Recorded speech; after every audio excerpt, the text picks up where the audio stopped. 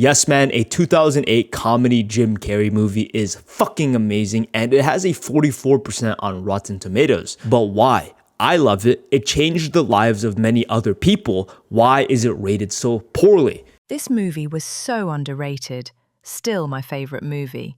Hilarious as hell, easily rewatchable, and has a great life lesson in it to boot. The movie's impact cannot be understated, but at the same time, there are no videos about it, nobody likes the movie. Why? But first, what makes a good movie? Is it the cinematography, the animation, the hidden details?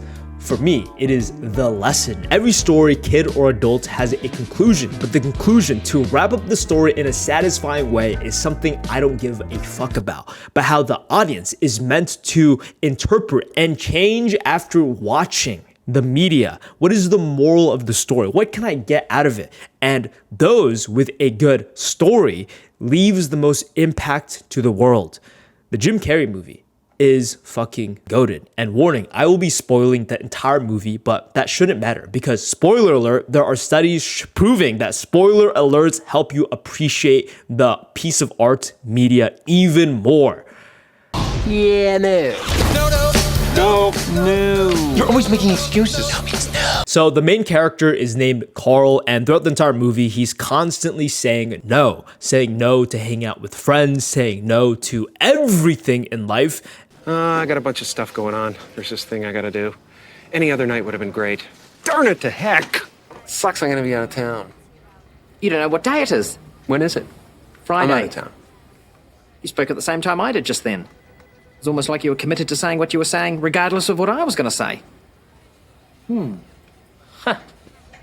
The introduction of the movie is Carl and his whole life sucking fucking ass. He's divorced with his wife, he works at a dead-end job, and Bradley Cooper is his best friend. That's pretty cool. But the whole point is, his friendships, everything in his life is fucking failing because he's not letting life come to him.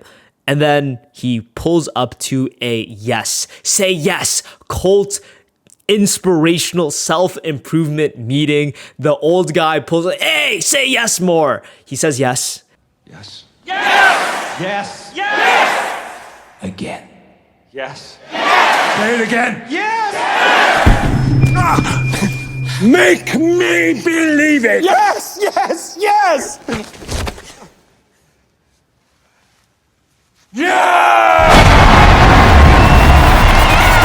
If you can't tell, this is supposed to be a comedy movie where everything is a little bit more eccentric, exaggerated, and maybe that's the reason why the scores are so low. They came into it thinking it was just a comedy movie. There are funny moments, but I wouldn't say that is the main highlight. It is very obviously the character analysis of Carl, because you don't fucking like this guy at the beginning of the movie, and after the whole seminar, you're rooting for him. Like, I hope he fucking follows through. I hope he starts saying yes, because you're closing all of these people out of your life.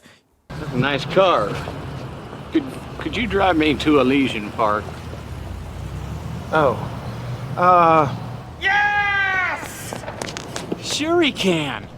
Right, Carl? Yeah, why not? The best part about this movie is that it is aware of its own flawed philosophy. Am I supposed to say yes to fucking everything? People are going to take advantage of me. And they don't shy away from that. You can watch a bunch of movies where they have this positive message and they avoid every single possibility where things can go wrong. It goes wrong immediately. He gets taken advantage of by a homeless guy. He gets his fucking money taken away because he has to say yes. Oh, can I borrow a couple bucks? Okay. Come this far? Yes, you can. You got a whole lot there. Can I have it all?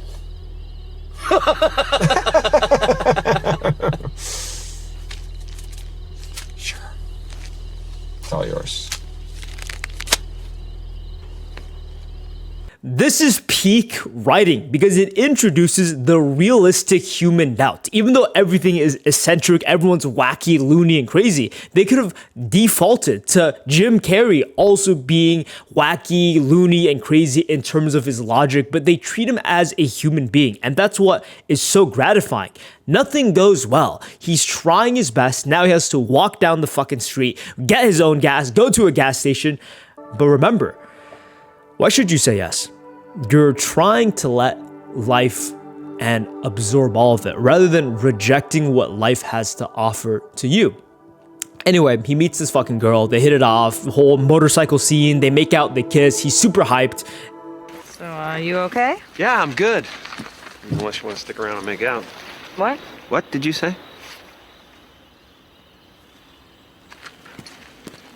Hey,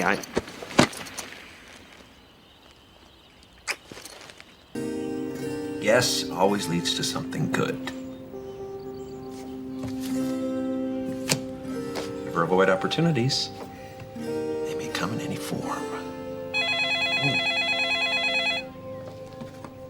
When you're a child, you treat the world as if it's a playground. Everything's fun, everything's play. And I remember during high school, I would literally hitchhike as a freshman to get people to drive me to random places because I'm just a fucking kid. I'm here to have fun. And even though there are consequences, there are dangers involved, just like how the movie addresses all of it, there's still always a positive outlook to it.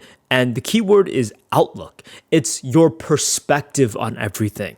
Anyway, his boss calls him saying, oh, you want to come work for Saturday? Some guy called off. He has to say yes. He pulls up, and I get it. This is where people might not like the movie, where it's not realistic. Fucking girl picks you up on a motorcycle. You guys hit it off. You guys fucking make out. Additionally, your boss calls you in. You show up to 1 day of work, and then you get the promotion. You know what? I called Demko this morning to ask if he could work on Saturday, and do you know what he said? No, Oh, how'd you know that? he's not here. Oh, yeah, but you are, Car. Yeah. And that's why I'm going to give the job to you. Norm, that's amazing. Oh my Yeah. God, thank you. Nice little raise in it for you, too. Bump up your salary to 65. 1,000? Of course, 1,000. Reminder, this movie was made in 2008. Adjusted for inflation, it's close to $100,000 in today's money, which is not bad. People do not like the eccentric parts of the movie where you can tell that it's a comedy. It is not grounded in real life. But I think that's what makes it even better. He is convinced that the yes is some magical superpower, and he's saying yes to everything. All random emails. You want to date some Persian girl? He goes to take Korean flight classes. He does everything. Just relax. Unhandle this.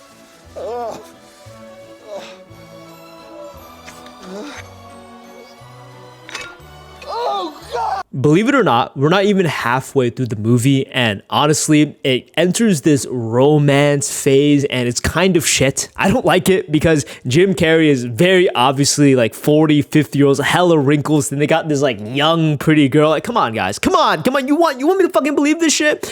But it's this whole love thing. They are hitting it off. There's a bar, and she says, oh, I love you. Do you love me? And he has to say yes. She's like, yeah, fuck yeah, I love you. And then again, she's, oh, let's move in together. He's like, oh, yeah, let's do it. Yeah, let's do it. Yeah. God, you paused. No, I didn't pause. You paused. No, I didn't pause. No, it was just a big step. stupid That's- idea. I shouldn't have said anything. It's No, too soon. stop. It's Come on, too- what are you talking about? Here, ask me again. Do you wanna- Yes. Can I pause there? I could probably knock a couple milliseconds off that.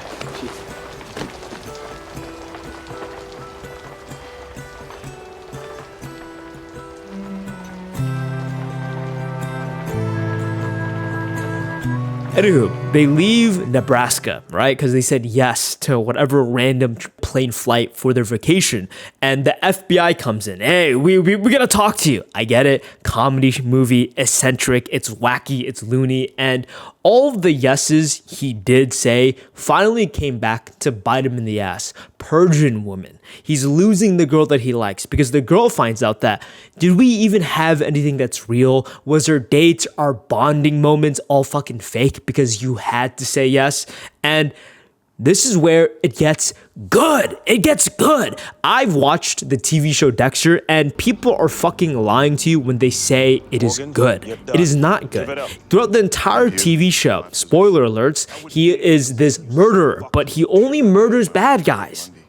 But what happens if he goes against his own moral code? What happens if Dexter murders a good person? Nothing happens. Absolutely nothing happens to his character. There is zero consequences. But when it comes to this shitty little comedy movie that no one likes, it understands the key fundamental. What happens if he starts saying no? What happens when all those yeses finally catch up to him? Because it's not all good sunshine and rainbows. Just like murdering bad people doesn't mean you're doing good for the world. You're still murdering people. Good, great. Stories, TV shows, movies have this key moment where they question their own philosophy, where they question the main character, is what you're actually doing correct? And all this pressure is what makes or breaks a good show. Anywho, what is the moral of this story? It is not to blindly say yes to whatever the fuck. No. There is no covenant. There never was. It was just riffing. Riffing. Well, I had to say something. You were being difficult, embarrassing me in front of my crowd. So the whole yes thing is all bullshit? No, you just don't know how to use it, that's all. Yeah, I do. Say yes to everything. Real tough to grasp. No, that's not the point. Well, maybe at first it is, but that's just to open you up to it, to get you started. Then you're saying yes, not because you have to, not because a covenant tells you to, but because you know in your heart that you want to. Yeah. You're right. That makes perfect sense. Well, I told you, I said that. You didn't say that. I did say that. You didn't say it like that. Well, I didn't say it with an accent, but I said that. Whatever. Thanks, Terrence. Sorry about the car and your head there. And then he does the generic run to the girl, they make up, they kiss, make out scene. And I'll be honest, generic ending, generic conclusion, but fucking reminder that is not what I choose to value when deciding what a movie is actually good. Call me crazy. I did not enjoy Parasite. It's cool that it represents a lot of like social class economic structures. I don't give a fuck about that. It literally taught me nothing. And with this story, it consistently tells you that your life, everything that goes on within it, is entirely up to you. Things are random, things will come towards you, and it is up to your interpretation with how you make of that situation. You can say yes and no, and it has to be from your heart. At the very beginning of the movie, when he was talking with the old cult leader guy, he says that if you break a promise with yourself, bad things will happen.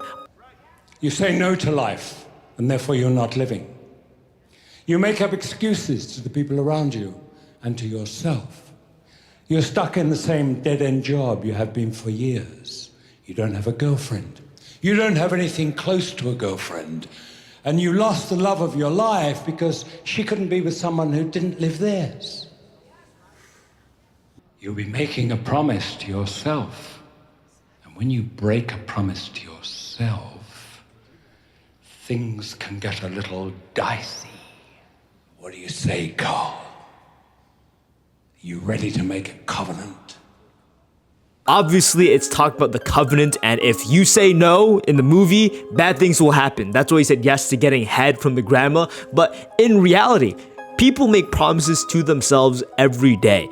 I'm not going to scroll anymore. They continue scrolling. I am going to eat healthy. Then they eat that chocolate cake. I am going to be a better, nice person. Then they say an insult towards the people they care about. People break promises to themselves all the time. People don't say yes to the things they know in their hearts they should be saying yes to, and constantly saying no to every opportunity that life gives them. Fuck, man, this movie is so good, but I hope you guys watch it. It's Yes Man. I have left a lot out because you guys will enjoy it in your own time, hopefully. Thank you for watching. Like, subscribe, toodly do. Check out the Patreon. Watch that fucking movie. Peace.